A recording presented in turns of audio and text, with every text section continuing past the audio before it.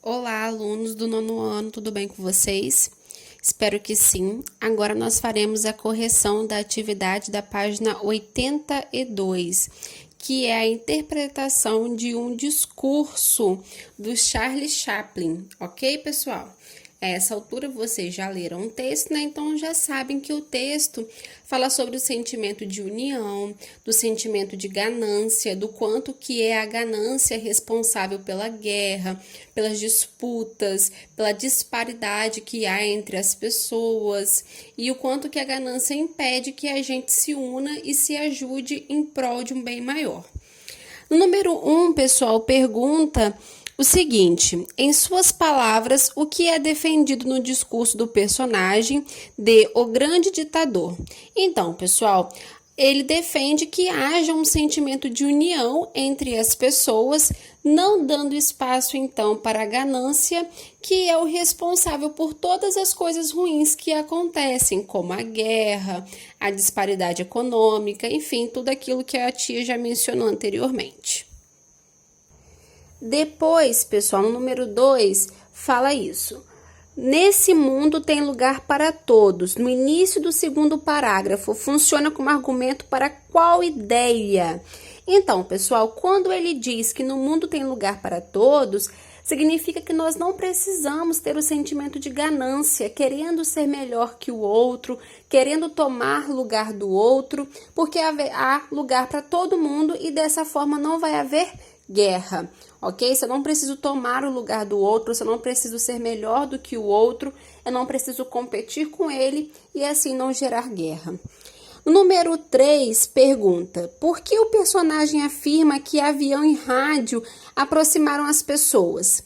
Então, pessoal, o avião aproxima as pessoas enquanto meio de transporte, né, que diminui a distância, e o rádio aproxima as pessoas enquanto interesse comum, na verdade, né? Desculpa.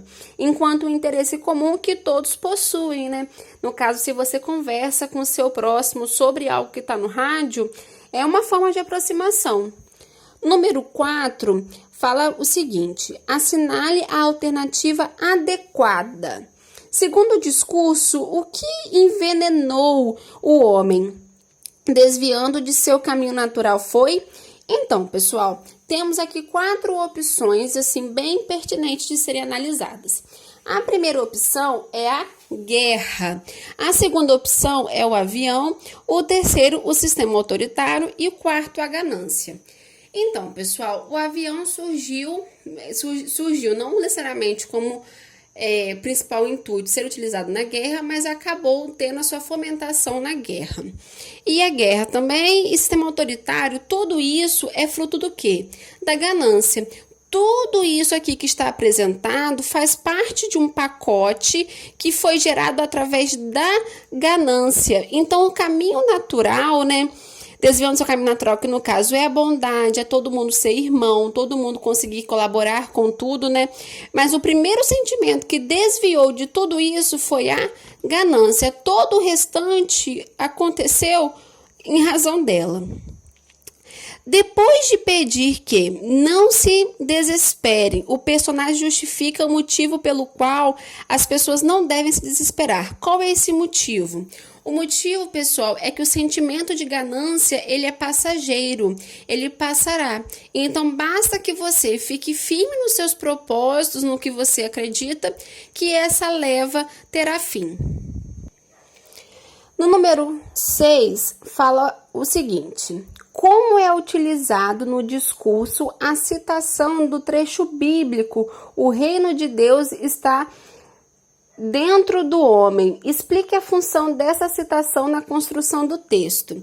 Então, pessoal, auxiliando ainda, né, incluindo o nosso estudo sobre os tipos de argumento que existem, um argumento bíblico constitui um argumento de autoridade. Como assim um argumento de autoridade? Nesse momento, Charles Chaplin, ele se exime da pessoa que ele é, por mais importância que ele tenha, e se apoia em algo muito maior, muito mais conhecido e muito mais fomentado pela população, algo que a população tem muito mais mais fé do que nele mesmo, né? Que no caso é a Bíblia. Ele se apoia num discurso que é mais forte que o dele. E com isso ele traz o quê? Confiabilidade para o que ele está falando. No número 7 fala o seguinte: mais do que máquinas, nós precisamos de humanidade. Mais do que inteligência, nós precisamos de carinho e bondade. Nesse trecho, a quais dos processos evolutivos o personagem faz referência. Então, pessoal, da evolução científica, né, que criaram-se os rádios, o avião. Então, mais do que tudo isso, que embora tenha sido pertinente, é essas coisas que ele cita que nós precisamos mais. No número 8, no penúltimo parágrafo, o personagem justifica como os cruéis chegaram ao poder. Qual foi o meio achado por eles, segundo o discurso? Então, pessoal, o meio que essas pessoas, né, que esses ditadores encontraram para chegar ao poder é a promessa, a falsa promessa de um mundo decente. Isso porque todos nós sabemos, né, que um mundo decente não se faz do dia para a noite. Não é possível que uma única pessoa seja capaz de corroborar, de construir tudo isso. Isso é um sentimento que toda uma nação consegue ter, né? Eu espero que vocês percebam o quanto que isso daí se faz atual, né? Mesmo esse discurso tendo acontecido há tanto tempo. No número 9 é dito: o discurso lido nesse texto trata de uma fala fictícia em um filme. Mesmo assim, contém temas verdadeiros e caros a toda a humanidade. Escreva os assuntos e demandas em comum entre esse discurso e o de Nelson Mandela, da seção Sentidos do Texto. Foi o texto que a gente corrigiu hoje mesmo, né, que foi um caso da semana passada. Então, pessoal, tanto Nelson Mandela quanto Charles Chaplin, ele fala o quanto que, apesar de nós termos direitos, apesar de nós nos reconhecermos enquanto cidadãos, enquanto humanos, nós não conseguimos exercê-los plenamente. Isso por quê? Em razão da ganância de uns que se sentem no direito de serem superiores a outro, né, e ditarem como que os menos favorecidos devem viver a sua vida. Mas como assim ditar como eles devem favorecer a sua vida? Uma vez que eles não possuem condições de lutar em igualdade com quem possui mais, uma vez que eles não possuem condições de terem noção da classe que ocupam, de como ocupam, eles não conseguem ir além. Muitos deles são vencidos pelo próprio sistema, e não pelo cansaço, não pelo desinteresse, né? E todos os dois falam sobre isso, sobre como a ganância de uns acaba prejudicando a vida do outro, e esse outro é sempre o menos favorecido. Ok, pessoal? Espero que vocês tenham entendido esse conteúdo, que eu particularmente acho bem gostoso e bem legal de trabalhar, com textos bem bacanas, que só agregam o nosso conhecimento. Um beijo, pessoal. Fiquem com Deus.